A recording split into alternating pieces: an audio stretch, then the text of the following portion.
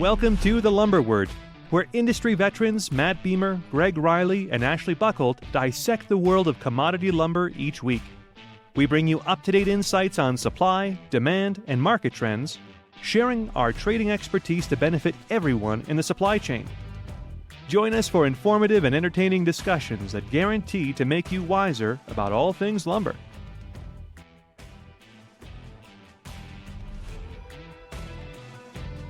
Hey everybody, welcome to this week's episode of The Lumber Word, episode 108, fellas.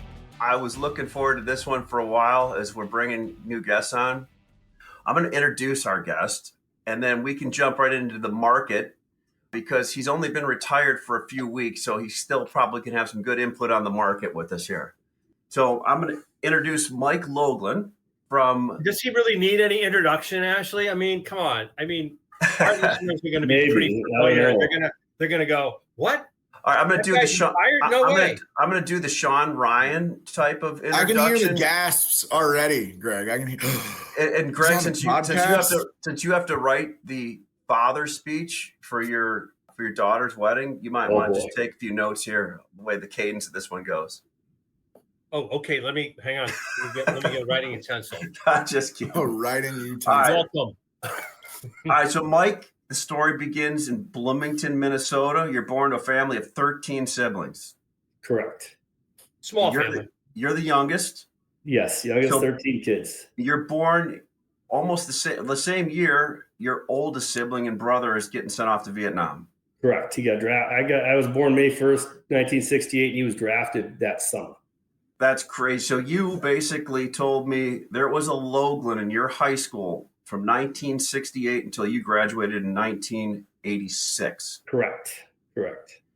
So you basically went through, there were teachers that spent their whole career with your family in there. Oh, yeah. There was teachers that were young when they started and they weren't when I graduated, for sure. So family's always been a core of your life. I know that from just knowing you, and the conversations always go toward your siblings, your family. So after high school, you became the first family member in the Logelin family to go to college. Correct. And because there were 13 siblings and your parents worked all the time, you put yourself through college through a variety of different jobs. Yes. And in 1990, you got an internship with Viking Forest Products. Correct. Which is the same company you stayed with your whole career. Exactly. Yep. So I have one interesting thing. I read the email that you sent out, everybody. You're standing at the urinal. Guy tells you you're not needed in the internship. 2 hours later, that guy's fired. And the guy that gives you a break, basically John Emmer, is that correct? John Emmer, correct. John Emmer was the president at the time. Yep. Said he's going to find a place for you. Correct. Even though your caliper, whatever test you said that you would never be a salesperson. It said I would never make it. I had to beg to try to be a trader because it said I would never have the fortitude to make it. So, in 1989, you meet your wife, Deanna D. Yes. You marry her in 1994. Correct. Your journey in parenthood begins in 1998. Your first child, which you also said is one of your greatest achievements together. Correct. And then you go on to have 3 more children, total 4 children.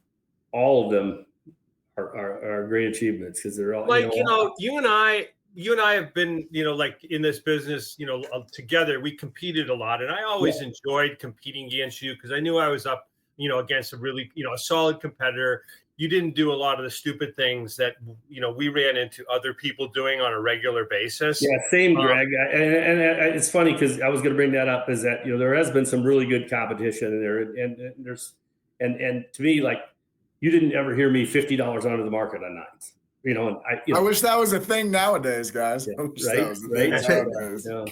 right. So basically, a couple more sentences here. Your career at Viking wasn't without its challenges. You faced time when your job was on the line. I think I read in that email there was about 5 times where people said, if you don't get your numbers up, we're going to show you the road. Correct. You rose to the ranks, become a gold trader.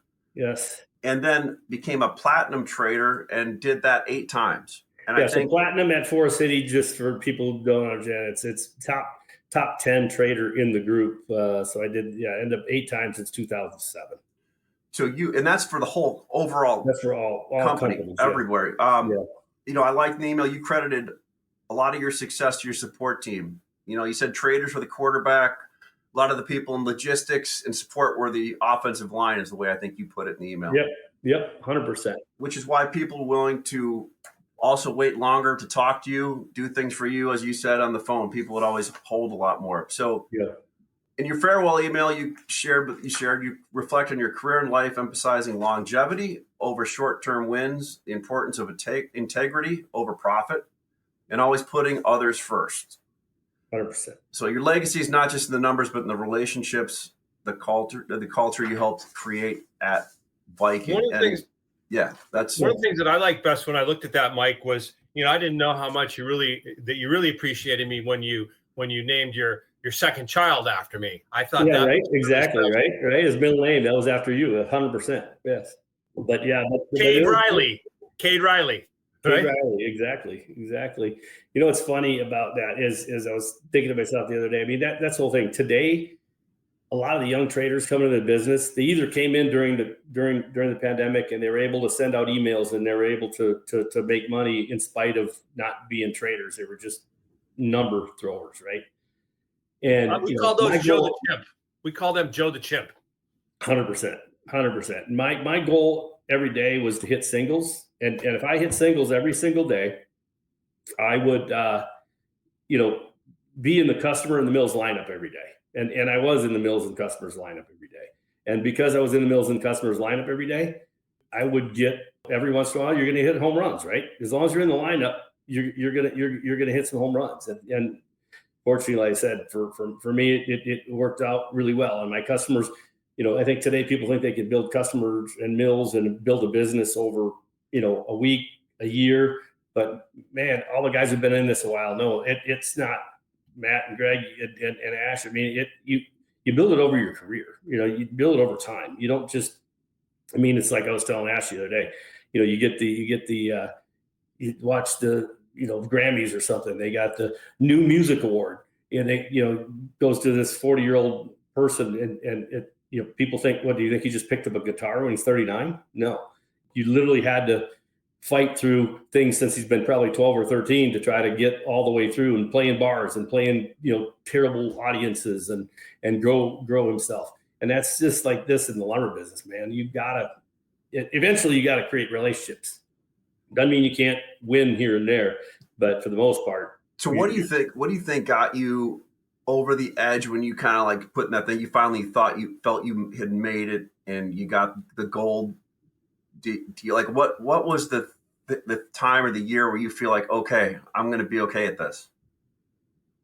Probably mid to late 90s, probably 96, I think 97, something more than that. The first gold trip was 100%. Really starting to figure out more about the customers and not just about, and the mills, not just about what I wanted to sell that day, right? And trying to figure out. Like I tell the younger guys today in my office, that you guys really need to be professional. You're supposed to be the best at what you do. We're the number one company at Forest City for 15, 16 years running, whatever it is. And you're supposed to be the best at what you do. You need to know your business. If you're an Eastern spruce guy, you should know the strength of your wood. You should know what mills produce what. You should know all this stuff going on. The pine, whatever. You should be the best at what you do. Charles, you and I are going to have to bone up based on this. Is like, I mean, he's definitely set the bar high. I just put a checklist of the things I need to learn. The things I need to learn. I'm taking notes on my phone, actually. Yeah. Okay. Good. You know what? I'm taping it. Well, that's even better. No, I mean. It's great. I think it's fantastic to kind of hear Mike's perspective, right? I mean, obviously I'm the youngest one in the group. And when you say you graduated high school in 1986, that was the year I was born. So, to be surrounded by, seriously, I mean, some of the best in the business is quite a treat for me personally, because, the conversations that I have with Gregg and Ash and Matt weekly and sometimes daily, and even the conversations you and I have had, Mike, I mean, it's something to be treasured because there's something to be learned, and I'm humble enough to know that I don't know everything. So it's kind of cool to hear it from the You're an old Top brass. soul. You're an old soul, though, Charles. Yeah, yeah. Very much so. Very much so. So it's amazing. I learned a lot. I seriously learned a lot from customers when, they'd go home and have a drink at 5 o'clock and call me and just want to talk. And that's my favorite time. And I just listened. I'd be on the phone for 45 minutes sometimes with certain guys that knew way more about the industry than I did. And I wanted to hear it, right? Ashley has a lot of those counseling sessions. We call those counseling sessions. Or I'm calling people or they're calling me. You're calling Gregg. You're calling Gregg. Mike, where do you put personal integrity and character in the hierarchy of the traits that you feel are important to be successful at the lumber business? For me, it was everything, because I would get really good inside information from my mills and customers because they knew when I said something, it was something that really helped them. If I thought the market was going to go up, I'd tell the mill, hey, I think the market's going to go. What do you have in this? On the other side, there's many times I've called customers and said, the market's a turd, island wood, I got to get rid of it. Tell me if you're going to buy it in the next couple of days, I can't lose the business. You know what I mean? I'll be the best price. You know what I mean? Like, for me, it was all about sharing the best information you can, that's available to you, so that you get good information back. So when you're actually hearing something back, they're giving you the truth too, right? And that's the other thing. I've heard so many stories in the last year or two of traders calling mills or customers, and they're making up stories. And I was telling Ash, one thing about the lumber industry, yes, it's billions of dollars, but it's a pretty small group of people. And if you start getting a reputation of being, somebody that's a BSer, and you're not doing the right things, and I've seen those people, and I've seen them go from job to job to job to job, to place, and they or from area to area of the country as they burn people, and it's like, I wanted to go to a convention and people point me out and say, do you know that guy? And they say, yeah, he's a really good guy. Like, literally, because it reflects back on everybody else. I'm aspiring to that also, Mike. I mean, you got some growing up to do, Gregg. You got some growing up to do. I'm just hoping I'm going to hide behind you when we're up in Montreal in April. I'm going to go, oh yeah, no, I'm just like hide behind that guy. He looks. You can't. You're like a foot taller than me, Gregg. You're a foot taller than me. Yeah. Yeah, Mike. We told them about yesterday when we were talking. It's like the joke about you can build 1,000,000 bridges, right?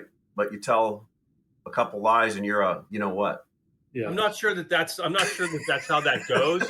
I think are we going to do that joke? Are we? No, we probably shouldn't do that. I think we should. Can we really not say that on this podcast? I mean, okay, well, everybody knows what we just said. But yeah, it's even and my traders that are listening, if there's any traders that were working at Viking, the younger guys, they probably heard this from me, and I want them to print it out and put it on their computer. So this business, especially if you're in commodities and you're not doing some specialty thing, it takes a lot longer to build commodities. I mean, it just is not an overnight deal. I always tell them, put this on your computer.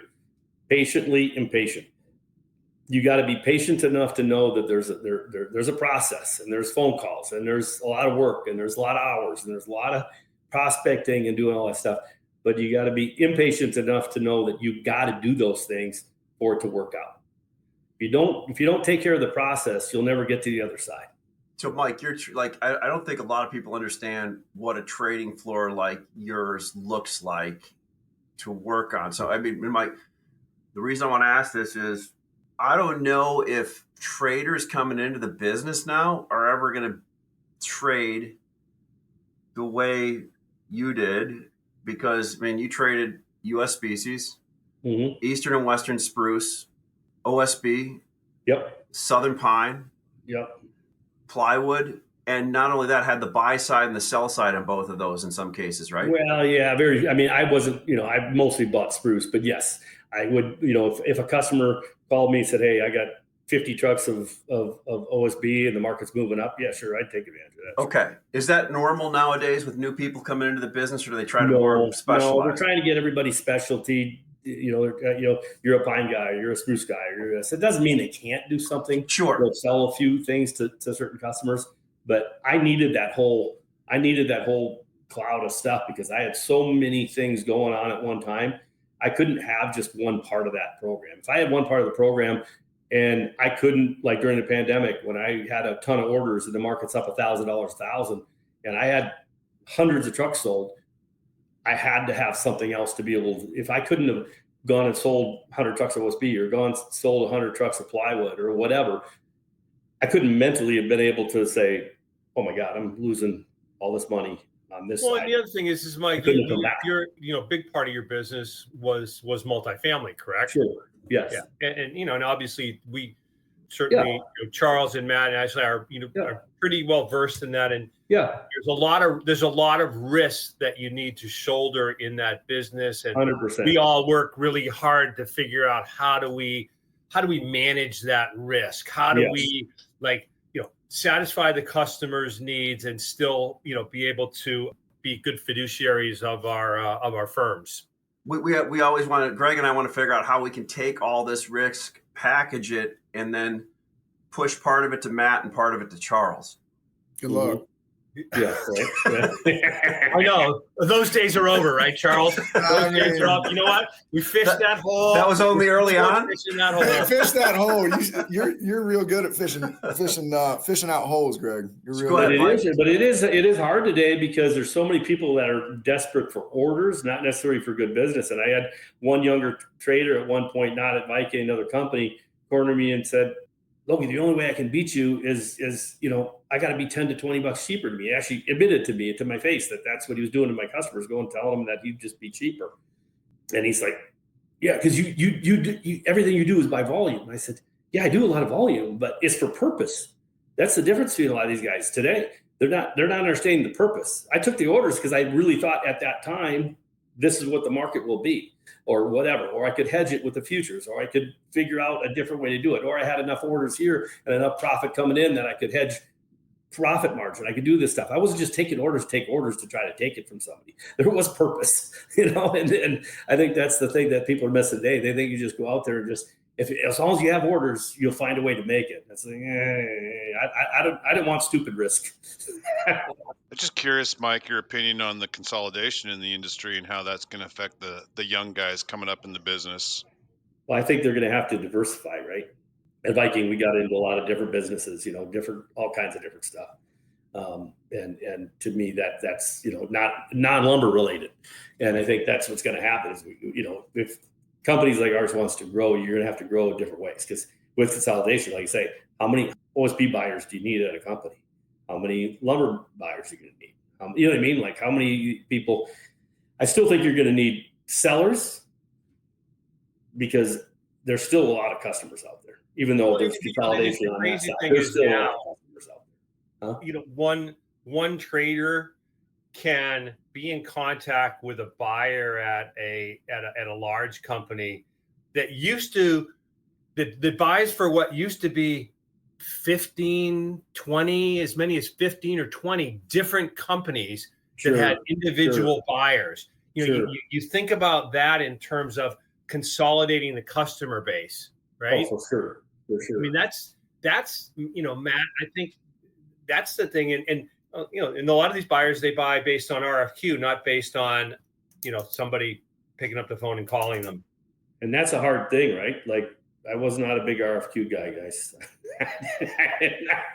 I moved away from a lot of those type of customers because I need to talk to somebody, get them on the phone, and let's have a conversation. What does your business look like 60, 90 days? Where are we at in 30 days? Well, what do you actually need? Because I get a lot of those calls, guys saying, what should I do? If I don't need this for 30, 60, 90 days, what would you do? And I would give them my honest opinion, what I thought happened. I wasn't right every time, but I was, as right as I thought I could be, right, with the information steered in. So, I know you're retired now, but give us kind of what's your sense of the lumber market in early 2025? This whole duty stuff is obviously throwing everybody for a loop because it's an every other week. Oh God, we have wood to ship. No, we don't have wood to ship. We have wood to ship. We don't have wood to ship. I mean, demand's not getting better right now. So that's fact. And people can say whatever they want, but it's not.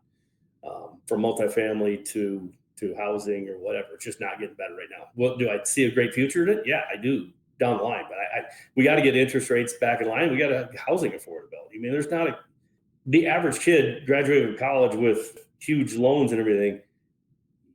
Even 5 years out of college, making 75 grand a year in Colorado ain't going to buy a house. It just isn't, you know what I mean? And that's a problem. I mean, we have to, at some point or another, we have to get housing affordability back. Because I mean, let's be honest.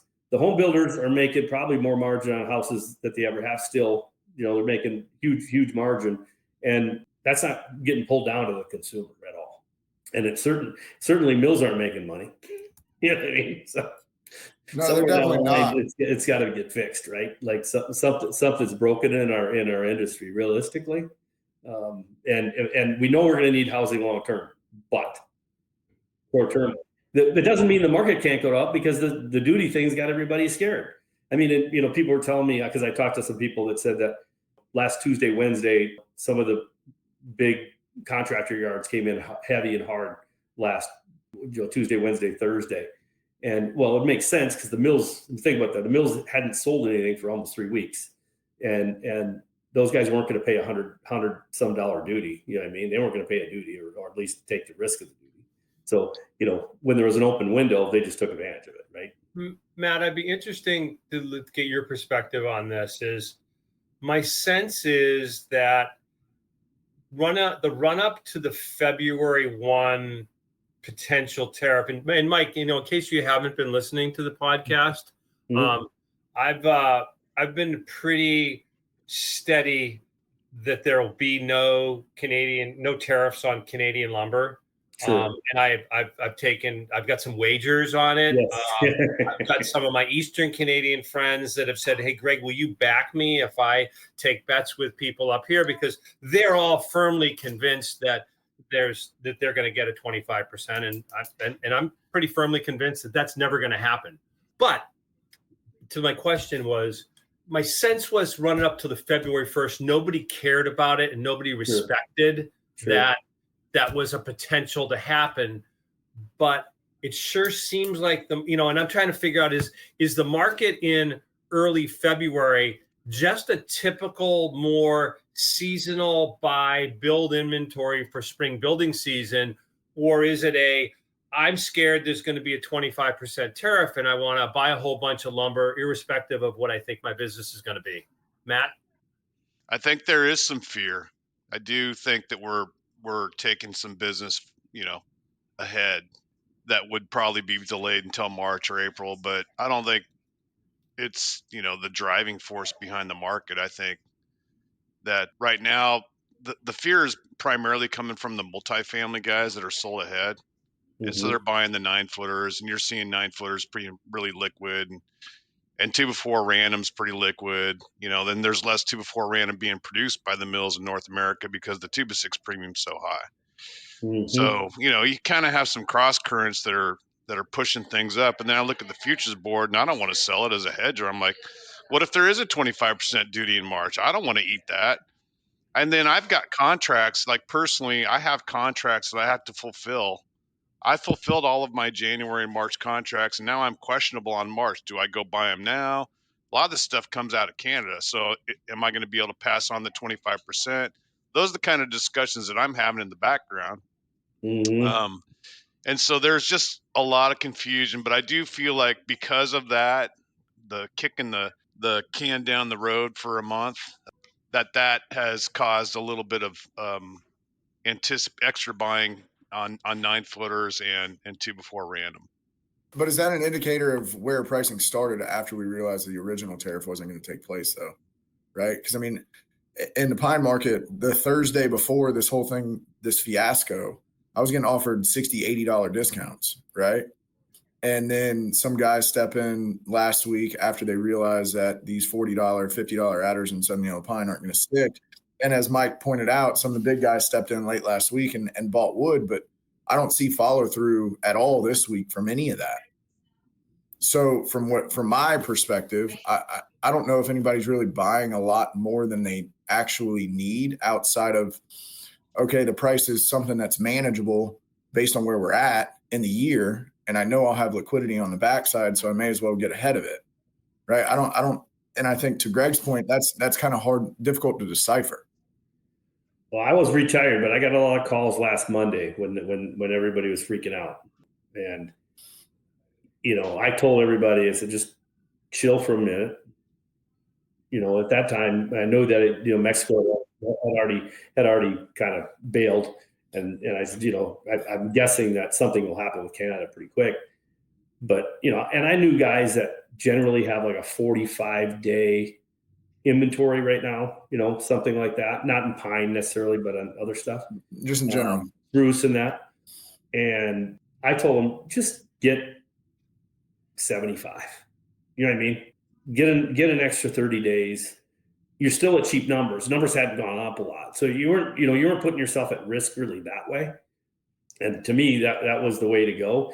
Still light on your feet, but have enough to get you through in case something weird happens in the nearby. In the fast-paced world of North American softwood lumber, staying ahead is everything. At Fast Markets, we deliver cutting-edge analysis to keep you informed and prepared for the future. Introducing Fast Markets Lumber Commentary, your gateway to understanding market shifts and price developments. Our short-term outlook offers a comprehensive monthly overview packed with the latest trends and insightful analysis. From construction demand to housing supply side dynamics, we cover all the key indicators that matter to your business. Gain access to our renowned softwood lumber prices, including the industry standard Random Lengths framing lumber composite price. Dive deep into essential market sectors like housing starts, repair and remodeling, and more with our expert analysis. But that's not all. Fast Markets Lumber Commentary gives you the tools to anticipate market changes with detailed insights into demand and supply drivers across the US, Canada, and even offshore trade, and what this ultimately means for the pricing outlook for softwood lumber. Plus, you get direct access to the analysts behind these invaluable forecasts. Ready to make informed strategic decisions? Visit fastmarkets.com/lumber-sample and get your sample of the outlook today. That's fastmarkets.com/lumber-sample to get a sample and find out more. Matt, back to your point, and Mike, like last week, 9 started picking up. And I remember for almost a month and a half, quoting to Texas, quoting out to the Carolinas on 2x4, 2x6, 8, 9, and 10-foot studs. Everybody was like, well, I can buy U.S. species a lot cheaper. Well, damn, if I wasn't like just looking at all the different species, hell, hemper, coastal hemper, 9-footers are damn near 590 Chicago now, if I'm looking at that right. Dry dug fir and larch are all up there. Western spruce is 530 plus delivered Chicago. All of a sudden now, Great Lakes and Boston are the cheapest 9-footers, and they started getting picked up and moving pretty good. And that's, I think that has to be a lot of multifamily business getting covered, right? 100% guaranteed that is. But the other part is, think about this, you guys, like literally, and I was talking to guys all last year about it.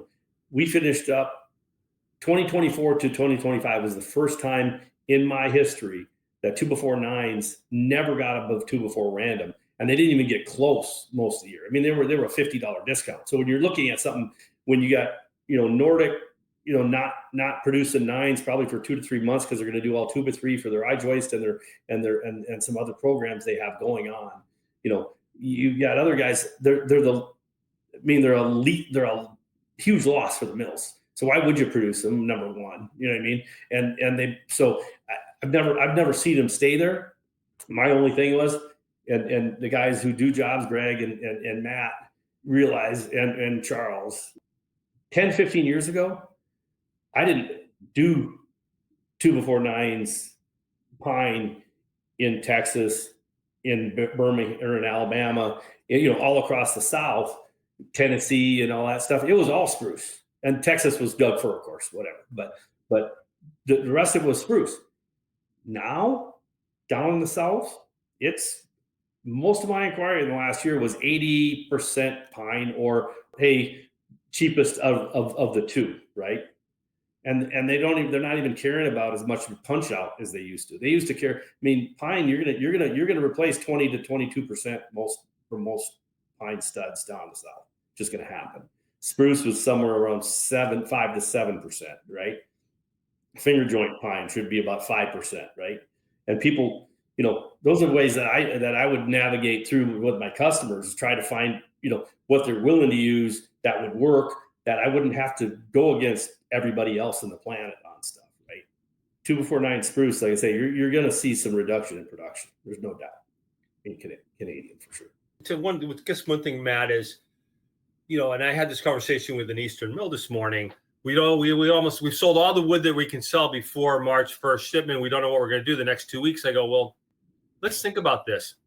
Your current price now is $50 above what it was before the February tax hike price. So you're already up, 10%. Why, if there's to get the same number that you were selling at before, why would you not quote higher numbers for March shipment and say this covers any potential tariffs? Why wouldn't you do that? Because I think do you agree with this? Is if March 1st comes and goes and there's no tariff, what will prices do in early March? Mm-hmm. Hard to say, because that's kind of running right into the prime part of seasonal demand, right? So yeah, but what did seasonal demand do last year, Matt? I don't know. I mean, I had a pretty good first half of the year. I just know that, like in the South, so like you're asking me, and my perspective is Arizona, Colorado, Texas, Alabama. Those are places that I sell to. And so my seasonality is now. This is the time of year when people start to wake up and think about their inventories in March and April. And it takes 5-6 weeks for that lumber to come, arrive by choo-choo trains. So they have to be, engaged by the time we get to late February. And so, But I mean, Greg, to answer your question, it's the same reason they don't sell the futures board, dude. It's they just don't understand or appreciate the idea of price risk management very well. They're not in the forward selling business. They're in the 2-week order file. This is the box that we want to check. The boss says sell these, sell that. And then there's a lot of companies on the production side that don't really use the board as a tool. In our industry, if you look at who the participants are, it's guys like you and me that have physical inventories to hedge. And there are some mills that use it. And then you have your forward sellers and your people like that use the board but that, there was more industry participation in the futures market 10 or 15 years ago than there is today. You know what's sad about that, Matt, is I've had that discussion many times with mills about stuff, and really what it comes down to is, I told some mills last year when we hit whatever numbers, I'd said, literally sell 25 to 50% of your production through the board. Nobody did, right? But the problem is the person at the mill that makes those decisions, right? If it goes up $200 a thousand, it's a fireable offense, right? Like literally, oh geez, we had to write a check for $5 million or whatever the thing is. But if it goes down, they barely get an attaboy, literally. So well, that's because their financial performance as a company as a whole is terrible. If they make money on futures, their financial performance is terrible because they sell a few percent of like annualized production, and so it's like. But you're right. Is like, hey, somebody writes a check for $5 or $10 or $20 million. They don't look at the fact is, hey, our quarter. Look at how much money we've made in the quarter, right? Yes. No. Right. It's like I always look at selling futures is like, and you try and get people. Every time I ever sell a futures contract, what do I say, Ash? What is it that I hope for? I hope I lose money on the futures because that'd be great for us. Exactly. We'll make a lot of money on the transaction. I hope I lose money. But Greg, why can't you make money on both of them? Said the accountant. Sometimes you can, Greg. You can. Sometimes you can. That's being lucky, not good. Well, sometimes you can be lucky, and if you're lucky enough, you can do it on a repetitive basis, but it's not something you strive for. But to your point is, I'm looking at May at $625 and going, huh? I mean, if and I guess that the hypothesis is, what is demand going to be? And if we're right and we say demand's going to be blah, we're not going to get much growth in single family, multifamily at best is steady, maybe home center. And maybe we should talk a little bit about home center and what we think we see on that demand side. Matt, finish your thought though on that. Well, your original question was, why wouldn't the mills want to sell studs for March at a high price? And I think it's just, you guys work for a sawmill. I work for a sawmill. Sawmills have other issues to solve on a day-to-day basis that might not be the hot item of the day that we have a 3-week order file on, right? So when the mill has a 3-week order file on 9-footers, but they've got prompt shipping 116 and 5/8, guess what they're going to focus on? You know what I mean? And so that answers your question in a nutshell. The pressure valve has been relieved on 9-footers and 2x4 random. And so what is the next thing that people are going to pay attention to at the mill level? 2x4 92s, 2x4 116s. And on dimension side, it'll be 2x6 random, because there's obviously more of that being produced here in the last 90 days than there was in the previous 90 days. So that is the way I look at it from the mill's perspective, is they're going to always focus on, what's the closest in on the order file that we don't have enough orders on. And so they don't care about 9-footers that they've got a March ship time on. They're just going to hold their prices there until they need to worry about it again sometime in March, right? But Matt, don't you really think though, as part of it's just self-preservation too? I mean, if you can sell every day. If the market's down $100, you sell every day, you don't get in trouble for it. If you go out there and make a play on the market as a mill sales manager or something like that, and it does move the wrong way against you, you're going to be blamed, and you could be on the chopping block for making that decision. And that's the reality of it, right? There's no incentive to take a risk like that, because you get nothing in return. If you sell every day at the market price, you're going to keep your job. The mill guys that I know, and the ones that I'm familiar with, they'll always keep their foot in the water. Good traders do this too. They always have a few orders, even on something they have a 3-week order file. They might put a number out there that's a little too high, and if somebody pays it, then they'll take the order and they'll honor it. Sure. But they won't take 10 of them, right? Yeah. They might take 1 or 2, and then that's just a piece of information that you can use. It's nothing more than that. You're not crushing the mill with a bunch of orders for a long period of time out. However, Mike, there was a time back in the early 2000s. I remember talking to High Cascade and Brad Beeman at the time. They got into like June, and they had reached like record high prices, and they went out and they went to their biggest customer and they said, "Hey, if we sell you like 2 months worth of production in hem fur at these prices, would you buy it?" And the guy said, "Yeah." And then of course the market collapsed, but the guy took all the lumber. He agreed to it. Like when I hear about mills doing that kind of stuff over time, I feel like those are successes that are to be celebrated, right? I mean, it's like, yes, they were wise enough to do that. Like most mills wouldn't do that. So I think that's pretty cool, actually. I think that's the thing that you're talking about, though, is that an independent mill that probably somebody had a pretty good feel, not only the market, but a good feel that, talk to the boss, says, "Hey, we can lock in this much margin." You know what I mean? Like it was probably talked through pretty well, right? Like, "Hey, I think this is what we should do. What do you think?" You know what I mean? They just looked at their log costs and their production costs, and they said, "Well, hey, we're going to make 80% margin. Let's just go ahead and lock it in and see if somebody wants to do that." And that's what happened. Could you imagine if you're a big private equity company, you take over a large mill, you come in, you go out on the floor, and you say, "Okay, like what's lumber trading at? Let's trading at X. What can you guys sell it for 3 months and 6 months at?" Well, what do you mean? Every other commodity business you can sell, you at least know what you can sell 3 and 6 months at, or at least 3 months at, right? Kind of back the whole question. there's no facility in place at a lot of places to actually handle a risk management type thing where they look at all the flow and check it all out. And when you think about the opportunity there, like, I know guys that would love to embed themselves in the middle of all that flow, and nobody would know the difference. They just want to see it and be able to trade off it and make a ton of money. And that's all potential P&L that a mill could be making. When the biggest mill in the world doesn't use it, there's an issue in my book. Yeah. Hey, just changing gears a little bit. I mean, I've had some conversations lately about home center demand pulling a lot stronger lately.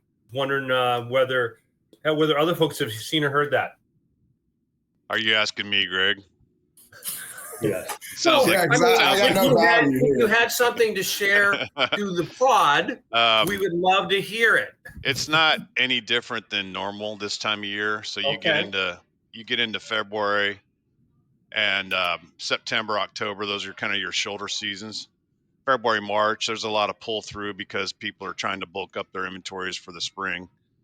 For that's just when people want to build a new deck, and that's when they want to put up a new fence. And the heart of the summer, when it's 100 degrees out and 100% humidity, you don't really want to be out there building a fence unless you're working at daybreak till 10 o'clock. But as the average consumer that goes to a retail store, over the shoulder place, weather conditions are much nicer in March, April, May than they are June, July, and August, and vice versa. You go into September, October, November, and things tend to perk back up again. So this is just the normal seasonality. I haven't seen anything internally that tells me that it's bigger than average or bigger than what we expected. It just is what it is, and it is expected. So I'm just saying is and that may be everybody structures their contracts a little bit differently. Some are more open-ended and some are more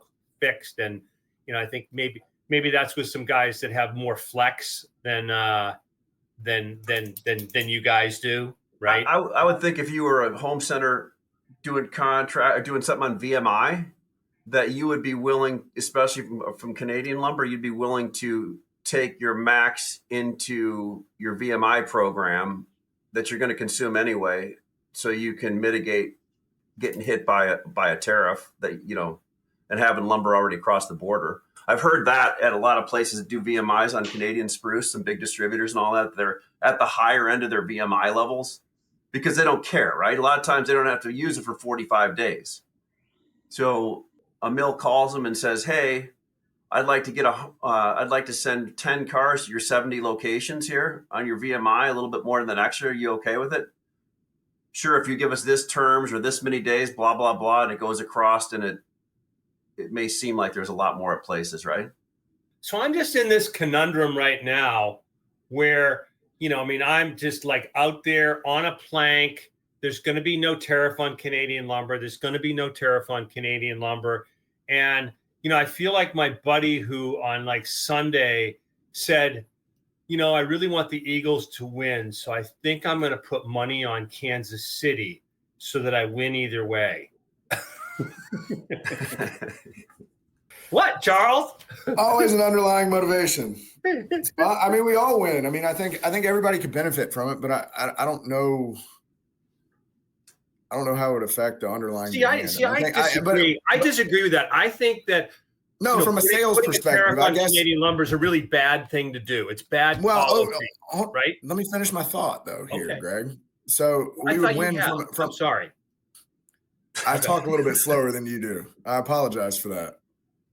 So at the end of the day, I mean, you can tell. Yeah, I can. So from a liquidity standpoint, it would help all of us. That's what I mean by winning, right? But really, from a policy perspective, it increases the inaffordability of housing, which is what Mike talked about, which in turn is going to directly impact the demand side long term.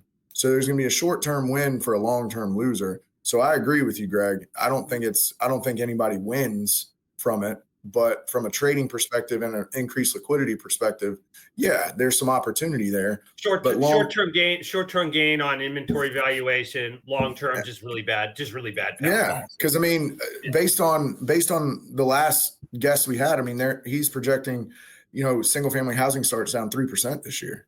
So if you go ahead and you increase the cost of lumber, because if spruce gets 25%, you get a lot more species swap. So then you're going to have pine that rises, as well as some of your other North American species. So then overall, that framing package does go up quite a bit, because there's not a cheaper, and I use air quotes when I say that, or cheapest alternative, because all boats rise with the tide, right? So it could create an issue if it does go through. People throw away, it's going to increase the cost of housing. And I'm like, I don't know. I kind of challenge that, given that the framing package on lumber is like such a relatively small percentage of the total. Now, if there's tariffs on other building materials, because there is some of that comes from Canada also, that would have a bigger impact. Real estate fees are high, as high or higher than the whole framing package in most houses. Right. The cost of labor. I'm not saying real estate fees are too high. Is all a much bigger part of the pot. Yeah. 100%. The only thing is you've got a lot of things that are stacking against it. Higher prices of housing. That's exactly right. It's an additional interest rates aren't coming down. You got a lot of things that are really multifamily is not getting better with interest rates at over 7. That's not happening, and that's it's at best stable now, right? And those jobs definitely aren't going to pencil if you see a 25% increase in the cheapest alternative either. So it makes it really difficult. And the fiber part of the house is just one variable, as Mike said, that is in a pot of all the negativity that goes into making that house a home. And I think that's the point I'm really trying to make. I've got a question for you guys on something. So I've had 3 different customers in the last couple of weeks that bought 2x6s, 2x4s, just studs and everything from companies offering futures numbers in March and May, and they're just normal spreads. Like they're like that day spread essentially on 2x4 9s compared to 2x4 random, for example, right? And I understand that, of course, if you buy a futures contract and you take delivery, there's no duty on that, right? Because that's our duty in. My question is, these guys thinking they're going to go in an EFP, a mill can put whatever price they want on an EFP, right? So if they put a 25% duty on, they could take 2x6 at, okay, we'll do it at the board plus 200, right? Yeah, Mike, I heard that too. And I think what the conclusion I came to, they were making the bet there wasn't going to be a tariff. Mm-hmm. And they were, putting trades on when everybody was in a frenzy. Mm-hmm. Or they felt that they were going to get enough uplift from the long futures to mitigate all that risk. And what they did is sold it as an EFP, thinking that the buyers getting it were getting some type of isolation away from a tariff, when actually the seller was going to absorb it anyway through the whole transaction, right? Well, that's what I'm wondering. I don't know. I just know that if you're trying to EFP something and nobody wants to be in the board because they don't want to deal with it. If I was a mill and I had a chance to be 25% duty, I don't know if I'd be playing with the board right now, personally. Yeah, is it spruce you're talking about, or is it like US? Yes, Canadian. Yeah, Canadian. Yeah, I wouldn't want any part of that as a trader, personally. I don't know what's going to happen. I wish I had Gregg's absolute assuredness, but I don't. I'm in the middle. I don't know. And when I don't know, I don't do anything super risky. That's kind of just exactly. That's how I've always operated. When I'm not sure, work on something else. There's got to be something else I can pay attention to that'll make me money that day. But this other thing here that's sitting out there sort of unresolved, I can just let that ride for a few days until it becomes clearer. That's just the way I think. So the way I always thought about it is it wasn't worth the risk to me. Right. So, I guess that Mike, two things, Matt, I don't know what's going to happen, but I have a very strong opinion about it. It's a difference. I don't know. But Mike, I guess, we heard that. And it all depends on, like, what was the price? I mean, the board was trading at a significant premium. And I just Ashley and I didn't have customers that were, paying $30, $40, $50 over the current market for, March, April, and $70 and $80 over for May, June. We didn't have any customers that were willing to do that. Most of the multifamily stuff that we've seen is the guys are saying, "Hey, we'll take the wood. We'll take the wood now," because we give them the forward number, and they go, "Well, what if I take it right now?" Right? And so we've had a bit of that, but I don't know. To me, to throw out EFPs on just different items right now, I wouldn't even do. I don't know. Wouldn't be. It'd be too much risk for me. Well, I mean, like say, hey, here's the thing. If people want to pay $600, and $610 or $615 Chicago for 2x4s for late March, April, we'll do that. We're not up to that number. We're not up to that number in the cash market yet, right? No. I mean, although cash is moving pretty good today. So, hey, Charles, yellow pine. So midweek was up of $5 to $7 on the narrows and whatnot, but there's not that much going on. I mean, everybody's trying to toe a line, right? They're trying to keep whatever appreciation they got through the chaos that occurred over the previous 2 weeks, right? Lists are varying in volume and size and availability and ship time, but it seems like if you need something, you can get it relatively quickly. So I don't know if I've got a lot of confidence in it stabilizing where current levels are, but there's also some underlying variables that need to be taken into consideration, such as spreads and some of these things that Canadian mills are sold out a little bit further than, I guess, take advantage of the tariff. So there's a couple things that are coming into play that could upset or rock the boat, so to speak. It's interesting. I don't know. It feels weird. It feels real sticky, real wishy-washy, real sticky. If people need something, they'll pay for it. If they don't, they won't. You wanted to circle back to Mike here and ask him something, since I wanted to kind of talk about, like, our listeners on here are traders, new traders, experienced seasoned traders, home builders. So on the buy side and the sell side, retail yards, multifamily, trusts. In your experience, and all your experience, what did you see? What advice would you give people that are listening that buy lumber from people like us to help them decide on what a good trader, what a good relationship looks like, and how they can get just good information and good, I hate to say good deals, because that's not what it's about. It's like, what was your prototypical person that you talked to on the phone, and what did you like about them? And what would help a young buyer at one of those retail places or multifamily to I think on both sides. I think it's pick up the phone. I do. I mean, I think you're going to learn more literally, you can go back and forth on an email 20 times, and I can pick up that same information in a 45-second phone call. And that's why I think people think that email is more efficient. It's more efficient for certain things, but it really isn't. If, like, even for the buyers that say, I'm too busy, I don't want to pick up the phone. The reality is, when you get somebody on the phone, you can get an answer a lot quicker than waiting for an email return. You know what I mean? And you got to pick your people that you trust and believe in, right? Like, if to make that call to, you don't want to call 20 wholesalers to find out one thing. If you want to set it on email price or an RFQ, fine. But if you want to know about the market and really people's opinion on it and what they really think is going on, you got to talk to them. I mean, and Matt and Greg and Ash, you guys know, and maybe Ash, you probably a little bit younger than me, but we didn't have anything but fax machines when I started. So you had to pick up the phone. There was no other way. I mean, you had to do it.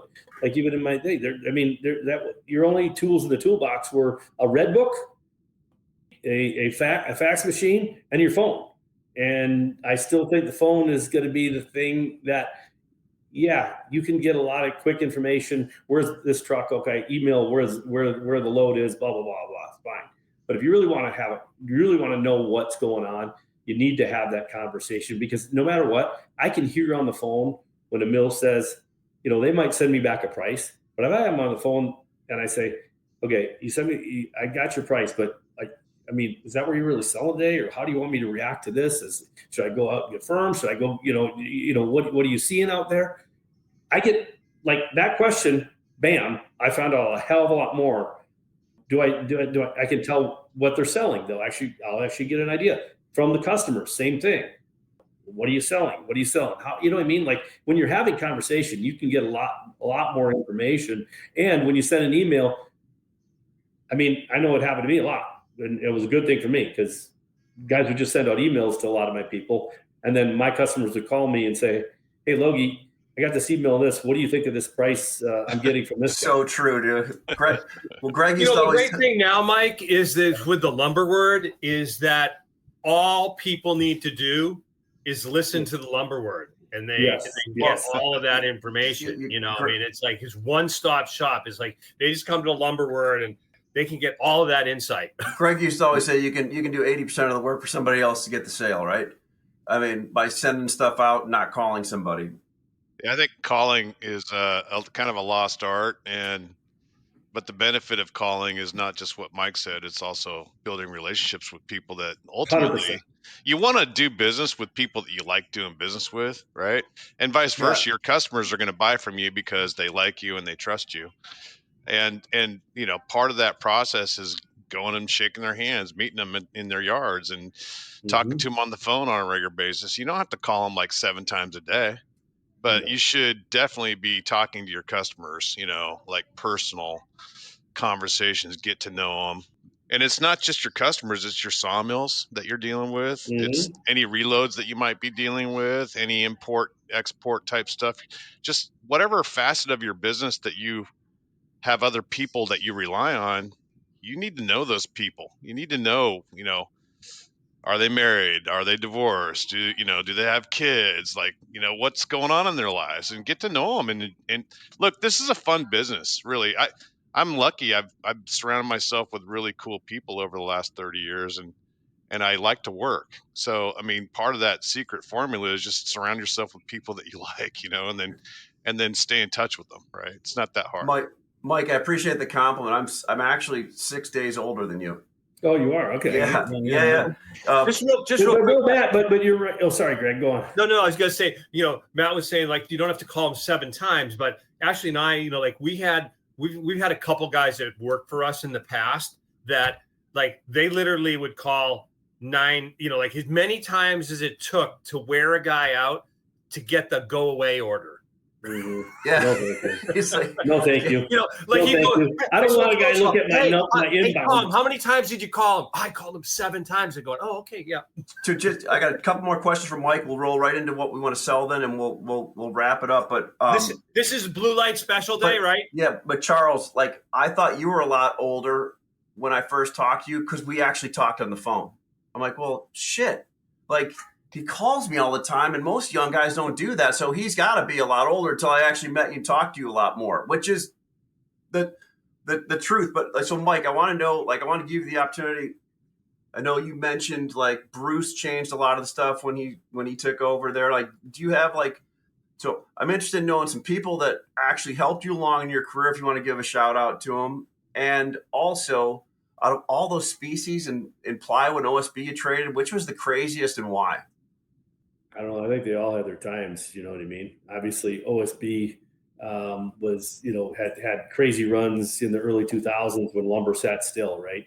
I don't know if there's any specific thing that I could say that way. I think, shout out, I think just having the opportunity from Viking at a young kid with, didn't know shit all about selling anything, didn't know anything about anything, and fighting through that and being challenged by other traders. I mean, the early 90s trader, like when a new guy starts at Viking now, I mean, we literally, the older guys really try to mentor them, help them. When I started, a lot of guys looked at you as competition.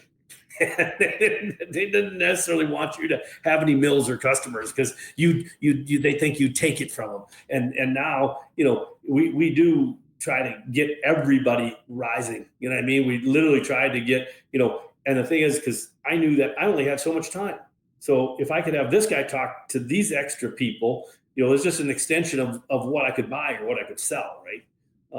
So that, I mean, that was the big thing. I mean, like, Bruce was a really tough guy when it came to, he was the overseer, and like I told you before, Tom Hamilton, when he took over Vikings, young guy, came from our crane in that division, but he believed in you and allowed you to trade, allowed you to kind of go. So I felt like a lot of times I was getting my wings clipped by Bruce, and I talked to him recently, and we get along and everything like that. But I mean, he would make sure he was, Bruce really tight. Bruce was a really good guy, and I mean, and obviously he did. But he was very tight on trading.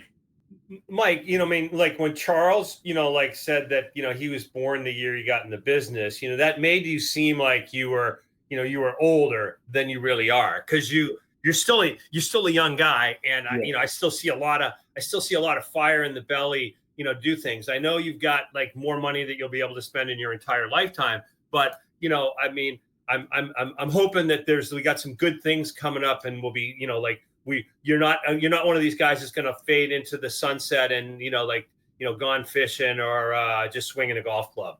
It was funny because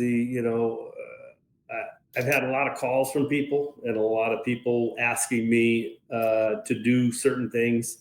I'm not going to go back to being a trader. I mean, I have a lot of good relationships. I love that part of it, but the volume I had to do, and the stress that I had to put on, and the risk that I had to put on, it took a toll after time. It's like, I can work and my time can buy more money, but my money can't buy more time.